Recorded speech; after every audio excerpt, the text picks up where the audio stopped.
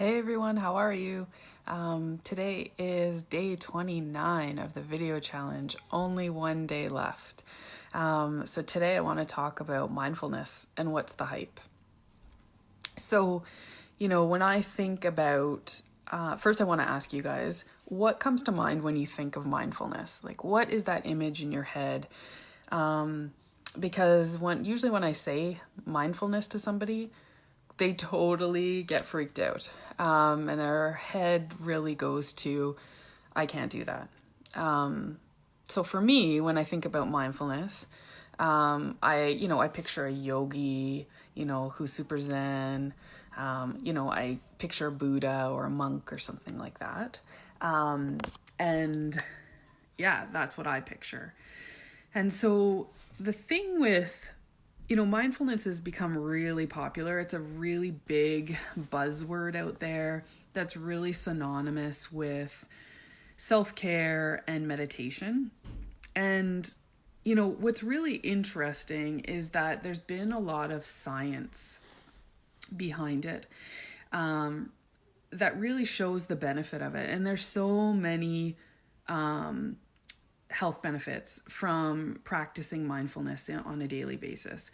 And, from neurobiologists have really shown that it really can rewire the brain in certain aspects. And so some of those benefits are, it helps to decrease anxiety. It can be equally as effective as cognitive behavioral therapy in treating depression, which is amazing. It helps to lower blood pressure. It improves sleep. It can help with decreasing people's pain when they have chronic pain syndromes. It can help people be more successful at weight loss.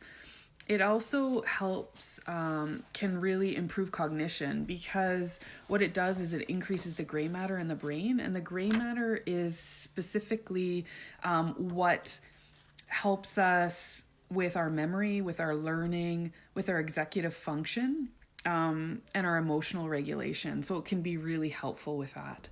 So there's just so many benefits of doing it.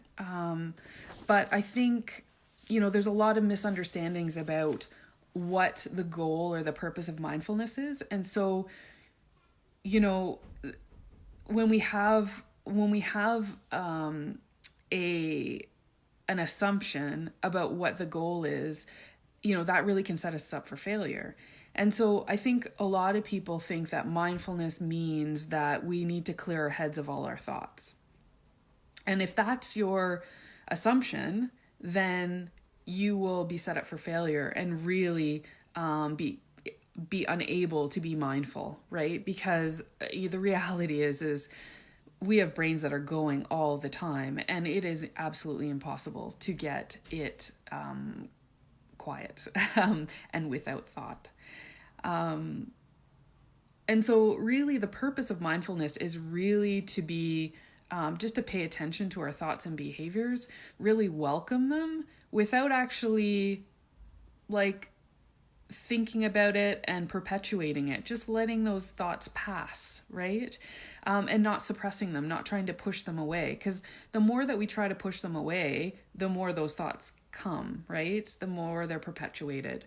And so, essentially, if I really go back to kind of how our brains are wired, our brains are, very primitive, right? And so our brains are wired based on a reward-based learning system, right? So what that means is that we have some sort of a trigger or a stimulus, and let's use the example of hunger, right? And that hunger, that trigger, triggers a behavioral response. And that behavioral response to hunger is looking for food, right?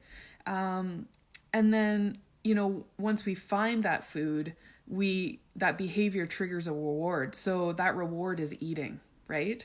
And this reward learning system can be for anything, right? It can be for, our anxiety. It can be for our negative thoughts. Any of those things can trigger this cycle. And so But the problem with the reward system, it's kind of like anybody who's kind of taken any science will know about Pavlov's dogs, right? And so Pavlov's dogs was, they rang a bell and they fed the dog. And they rang the bell and they fed the dog and they did this. And then all of a sudden they rang the bell and the dog was salivating without even seeing food, right? And so what ends up happening is that this reward becomes more enticing. I just lost my train of thought.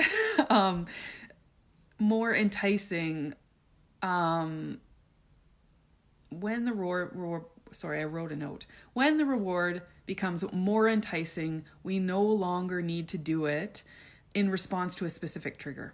So sorry for that brain fart. And so what ends up happening is, for example, for food, we start eating in situations that when we're bored, when we're stressed, when we're tired.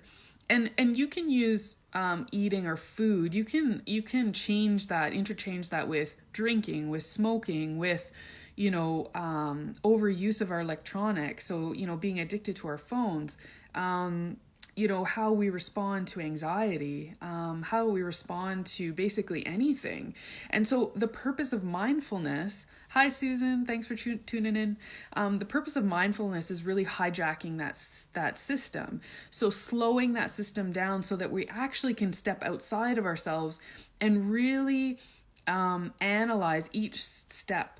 Analyze, the trigger, the behavior, and the reward, and be able to do a cost-benefit analysis, right? To see, really is the reward that we're going to get from this specific behavior really what we want? And so it allows us to slow things down so that we can actually just see the craving or the trigger as just that, a thought and a feeling, right? And then so we end up resetting the reflex so that we don't have that urge, right? Easier said than done. I mean, on my weight loss journey, I'm really learning this. And I'm certainly getting better at it. It takes a lot of work. It takes a lot of failure. It takes a lot of trial and error. But it's doable and it's worthwhile. So if you're interested in any suggestions on meditation, there's some really good beginner meditation apps that help walk you through it. So that are guided. So when you do a guided meditation, there's a bit of a story that, you follow and you listen to somebody's voice and they take you on a journey and it helps you to relax and to kind of be an observer of your own thoughts. Anyways, if you're interested, in the comments below, I can put some links.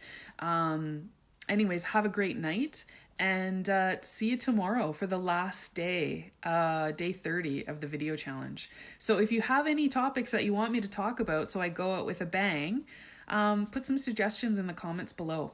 Okay, take care. Have a good night, guys.